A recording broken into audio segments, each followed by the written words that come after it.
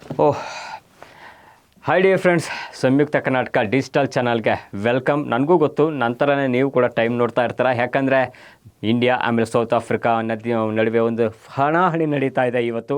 ಅದು ಕೂಡ 2025ನೇ ಕೊನೆ T20 ಪಂದ್ಯ ಭಾರತದ ಪಾಲಿಗೆ.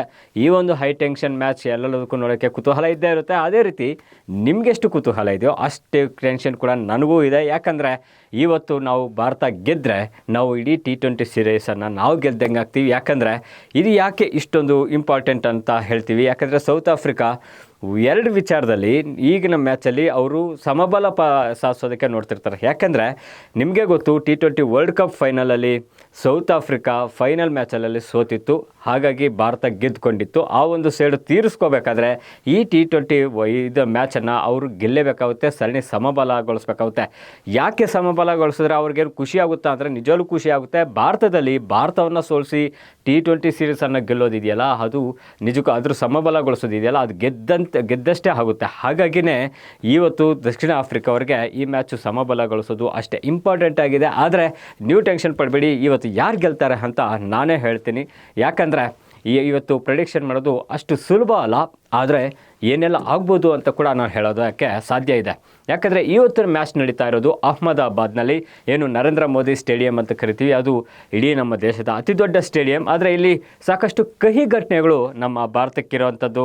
ಸಾಕಷ್ಟು ಏನು ICC ಟೆಸ್ಟ್ ಚಾಂಪಿಯನ್ಶಿಪ್ ನಡೀತು, ಫೈನಲ್ ಅದನ್ನು ಸೋತಿತ್ತು. ವರ್ಲ್ಡ್ ಕಪ್ ಫೈನಲ್ ಕೂಡ ಸೋತಿತ್ತು ಇದೇ ಪಿಚ್ನಲ್ಲಿ.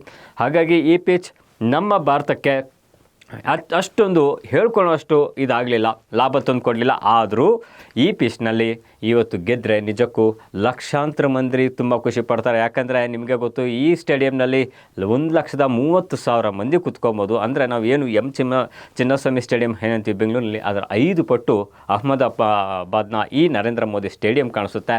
ಹಾಗಾಗಿನೇ ಇವತ್ತು ಜನಸಾಗರ ಇದ್ದೇ ಇರುತ್ತೆ. ಈ ಒಂದು ಕ್ವಿಕ್ಕಾಗಿ ನಾನು ರಿವ್ಯೂ ಮಾಡೋದಾದರೆ ಈ ಸೀರೀಸ್ನಲ್ಲಿ ವೆರಿ ಸಿಂಪಲ್ಲಾಗಿ ಏನು ಫಸ್ಟ್ ಮ್ಯಾಚ್ ನಾವು ಗೆಲ್ತೀವಿ, ಸೆಕೆಂಡ್ ಮ್ಯಾಚ್ ಅವ್ರು ಮತ್ತೆ ತಿರುಗೇಟು ಕೊಟ್ಟರು, ಮೂರನೇ ಮ್ಯಾಚ್ ನಾವು ಗೆದ್ವಿ, ಮತ್ತು 4ನೇ ಮ್ಯಾಚ್ ಡಿಸಪಾಯಿಂಟ್ಮೆಂಟ್. ಯಾಕಂದರೆ ಫಾಗಿಂದ ಮ್ಯಾಚೇ ಕ್ಯಾನ್ಸಲ್ಡ್ ಆಗುತ್ತು. ಒಮ್ಮೆ 4ನೇ ಪಂದ್ಯ ನಡೆದಿದ್ರೆ, ಬಹುಶಃ ರಿಸಲ್ಟ್ ಏನಾದರೂ ಬಂದಿದ್ರೆ, ಭಾರತ ಗೆದ್ದಿದ್ರೆ ಆವತ್ತಿಗೆ ಸರಣಿ ಮುಗ್ದೋಗ್ತಾ ಇತ್ತು. ಆದರೆ ಇದು ಅಲ್ಲಿ ರದ್ದಾಗಿದ್ದರಿಂದ ಈ ಮ್ಯಾಚ್ ಈಗ ಇಂಪಾರ್ಟೆಂಟ್ ತೊಗೊಂಡಿರೋವಂಥದ್ದು. ಆದರೆ ಇನ್ನು ಯಾರ್ಯಾರಿಗೆ ಇಂಪಾರ್ಟೆಂಟ್ ಇದೆ, ಇಲ್ಲಿ ಭಾರತ ಗೆಲ್ಲೋದು ಎಷ್ಟು ಇಂಪಾರ್ಟೆಂಟೋ, ನಾವು ಇನ್ನು ಈ ಮ್ಯಾಚನ್ನು ಗೆಲ್ಲೋದು ಇಲ್ಲಿರೋ ಆಟಗಾರರಿಗೂ ಕೂಡ ಯಾಕೆ ಅಷ್ಟೇ ಇಂಪಾರ್ಟೆಂಟ್ ಆಗುತ್ತೆ. ಯಾಕೆಂದರೆ ಇನ್ನು ನಮಗೆ ಏನು ಫೆಬ್ರವರಿ 9ರಿಂದ ನಮಗೆ T20 ವರ್ಲ್ಡ್ ಕಪ್ ಶುರುವಾಗ್ತಾ ಇದೆ. ಈ T20 ವರ್ಲ್ಡ್ ಕಪ್ ಆಡಬೇಕಾದ್ರೆ ಇನ್ನು ಕೇವಲ ಈ ಮ್ಯಾಚನ್ನು ಸೇರಿಸಿ ನಾನು ಹೇಳ್ತಾ ಇದ್ದೀನಿ, ಇನ್ನು 6 T20ಗಳನ್ನು ಟೀಮ್ ಇಂಡಿಯಾ ಆಡೋದು. ಅದರಲ್ಲೂ ಸೂರ್ಯಕುಮಾರ್ ಯಾದವ್ T20 ಟೀಮಲ್ಲಿ ಮಾತ್ರ ಇರ್ತಾರೆ. ಅವರು T20 ತಂಡದ ಕ್ಯಾಪ್ಟನ್ ಕೂಡ.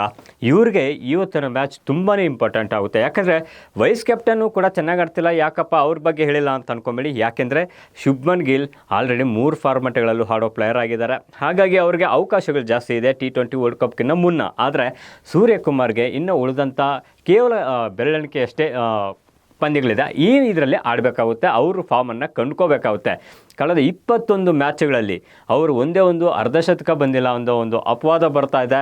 ಅಂದರೆ ಅವರು ಅಷ್ಟೊಂದು ಪರ್ಫಾರ್ಮೆನ್ಸ್ ಬರ್ತಾ ಇಲ್ಲ ಅಂತ ಹೇಳ್ತಾ ಇದ್ದಾರೆ. ಆದರೆ ಸೂರ್ಯಕುಮಾರ್ ಯಾದವ್ಗೂ ಕೂಡ ಅಷ್ಟೇ ಟೆನ್ಷನ್ ಇರುತ್ತೆ, ಅಷ್ಟೇ ಒತ್ತಡ ಇರುತ್ತೆ. ನೀವು ಒಬ್ಬ ಪ್ಲೇಯರ್ ಆಗಿ ಎಷ್ಟೇ ಚೆನ್ನಾಗಿ ಆಡ್ಬೋದು, ಆದರೆ ನಾಯಕನಾಗಿ ಬ್ಯಾಟಿಂಗ್ ಆಡೋದು ಅಷ್ಟೇ ಇಂಪಾರ್ಟೆಂಟ್ ಆಗುತ್ತೆ. ನಾವು ಧೋನಿಯನ್ನು ನೋಡ್ಬೋದು, ವಿರಾಟ್ ಕೊಹ್ಲಿ ನೋಡ್ಬೋದು, ಕ್ಯಾಪ್ಟನ್ ಆಗಿದ್ದರೂ ಕೂಡ ಅವ್ರು ಚೆನ್ನಾಗಿ ಆಡ್ತಾಯಿದ್ರು. ಅದೇ ರೀತಿ ಈಗ ಸೂರ್ಯಕುಮಾರ್ ಆಡಿದ್ರೆ T20 ವರ್ಲ್ಡ್ ಕಪ್ಗೆ ನಿಜಕ್ಕೂ ಅದೊಂದು ಗುಡ್ ನ್ಯೂಸ್ ಆಗುತ್ತೆ. ಅಷ್ಟೇ ಅಲ್ಲದೆ ಇವತ್ತಿನ ಪಂದ್ಯದಲ್ಲಿ ಯಾರೆಲ್ಲ ಚೆನ್ನಾಗಿ ಆಡ್ತಾರೋ ಅವ್ರಿಗೆ ಒಂದು ಟೆನ್ಷನ್ ಇದ್ದೇ ಇದೆ. ಯಾಕಂದರೆ ಏನು ನಾಳೆ ಅಂದರೆ ಡಿಸೆಂಬರ್ 20ನೇ ತಾರೀಕು BCCI T20 ವರ್ಲ್ಡ್ ಕಪ್ಗೆ ಟೀಮನ್ನು ಅನೌನ್ಸ್ಮೆಂಟ್ ಮಾಡ್ತಾ ಇದೆ.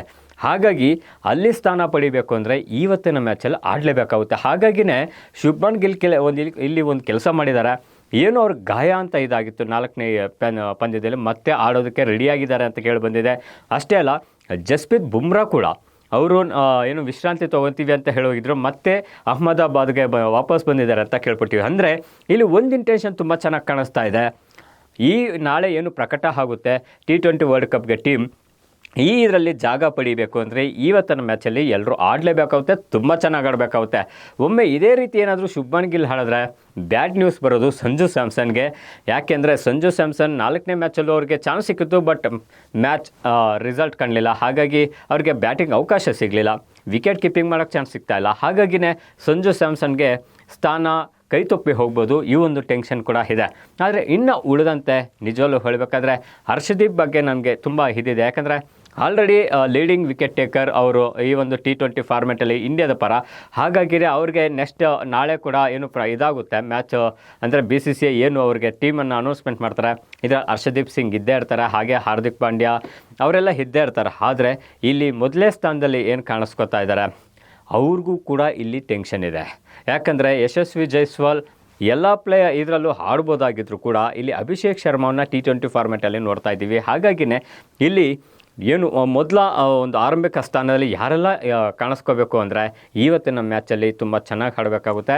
ಆದರೆ ಇಲ್ಲಿ ಆರಂಭಿಕರಾಗಿ ಕಾಣಿಸ್ಕೊತಾರೆ ಅಭಿಷೇಕ್ ಶರ್ಮಾಲೆ, ಶುಭ್ಮನ್ ಗಿಲ್, ಆಮೇಲೆ ಮತ್ತೆ ಬರುವಂಥ ಸೂರ್ಯಕುಮಾರ್ಗೆ. ಇವ್ರಿಗೆ ಟೆನ್ಷನ್ ಇರೋದು ಮಾರ್ಕೋ ಯಾನ್ಸನ್. ಯಾಕಂದರೆ ಅವ್ರು ಪದೇ ಪದೇ ಔಟ್ ಮಾಡ್ತಿದ್ದಾರೆ. ಇವೆಲ್ಲ ನಾವು ಕ್ಯಾಲ್ಕುಲೇಷನನ್ನು ಮಾಡಿದ್ರೆ ನಿಜಕ್ಕೂ ಇವತ್ತಿನ ಮ್ಯಾಚ್ಗೆ ನಾವು ಹೇಳೋದಾದರೆ ಭಾರತದ ಬ್ಯಾಟಿಂಗ್ ತುಂಬ ಚೆನ್ನಾಗಿರುತ್ತೆ ಅಂತ ಹೇಳ್ಬೋದು. ಅದರಲ್ಲೂ ಕೂಡ ನನಗೆ ಗೊತ್ತಿರೋ ಪ್ರಕಾರ ಈ ಒಂದು ಏನು ಅಹ್ಮದಾಬಾದ್ ಪಿಚ್ನಲ್ಲಿ ಟಾಸ್ ಗೆದ್ದ ತಂಡ ಮೊದಲು ಬ್ಯಾಟಿಂಗ್ ತಗೊಳುತ್ತೆ. ಯಾಕಂದರೆ ಇಲ್ಲಿ ಆಡಿದಂಥ 7 ಮ್ಯಾಚ್ಗಳಲ್ಲಿ 6 ತಂಡಗಳು ಏನು ಮೊದಲು ಬ್ಯಾಟಿಂಗ್ ಮಾಡಿದ್ದಾರೆ, ಅವರೇ ಗೆದ್ದಿದ್ದಾರೆ. ಹಾಗಾಗಿನೇ ಇವತ್ತು ಟಾಸ್ ತುಂಬಾ ಇಂಪಾರ್ಟೆಂಟ್ ಆಗುತ್ತೆ. ಸದ್ಯಕ್ಕೆ ಏನು ನಾವು ಲಕ್ನೋನಲ್ಲಿ ನೋಡಿದ್ವಿ, ಏನು ಮಂಜು ಜಾಸ್ತಿ ಇತ್ತು, ಅಂಥ ಒಂದು ಪರಿಸ್ಥಿತಿ ಇದರಲ್ಲಿ ಅಹ್ಮದಾಬಾದ್ನಿಲ್ಲ. 30 ಡಿಗ್ರಿ ಇದ್ದಿದ್ರು ಕೂಡ ಅವ್ರಿಗೇನು ಅಂಥ ಚಳಿ ಗಿಳಿ ಅಂತೇನು ಅನಿಸಲ್ಲ. ಹಾಗಾಗಿನೇ ಇವತ್ತು ಮಳೆ ಇಲ್ಲ, ಏನು ಮಂಜು ಅಂತ ಯಾವುದೇ ಒಂದು ವ್ಯವಸ್ಥೆಗಳಿಲ್ಲ, ಅಂಥ ಪರಿಸ್ಥಿತಿಗಳಿಲ್ಲ. ಆದರೆ ಮ್ಯಾಚ್ ಅಂತೂ ನಡೀತೆ, ರಿಸಲ್ಟ್ ಕೊಡುತ್ತೆ. ಆದರೆ ಮೊದಲು ಬ್ಯಾಟಿಂಗ್ ಮಾಡಿದಂಥ ತಂಡವೇ ಇವತ್ತು ಗೆಲ್ಲೋ ಚಾನ್ಸಸ್ ಇರೋದ್ರಿಂದ ಎಲ್ಲರಿಗೂ ಒಂದೇ ಒಂದು ಆಸೆ, ಭಾರತ ಇವತ್ತು ಫಸ್ಟ್ ಬ್ಯಾಟಿಂಗ್ ಆಡಲಿ ಅಂತ. ಡಿಯರ್ ಫ್ರೆಂಡ್ಸ್, ನಿಮಗೇನು ಅನಿಸುತ್ತೆ, ಇವತ್ತು ಭಾರತ ಗೆಲ್ಲುತ್ತಾ, ಸರಣಿಯನ್ನು ತಮ್ಮದಾಗಿಸ್ಕೊಡುತ್ತಾ? ಇದಕ್ಕೆ ನೀವು ಕಮೆಂಟ್ ಮಾಡಿ, ಅಷ್ಟೇ ಅಲ್ಲದೆ ಲೈಕ್ ಮಾಡಿ, ಶೇರ್ ಮಾಡಿ. ಡಿಯರ್ ಫ್ರೆಂಡ್ಸ್, ನೋಡ್ತಾ ಇರಿ ಸಂಯುಕ್ತ ಕರ್ನಾಟಕ ಯೂಟ್ಯೂಬ್ ಚಾನಲ್.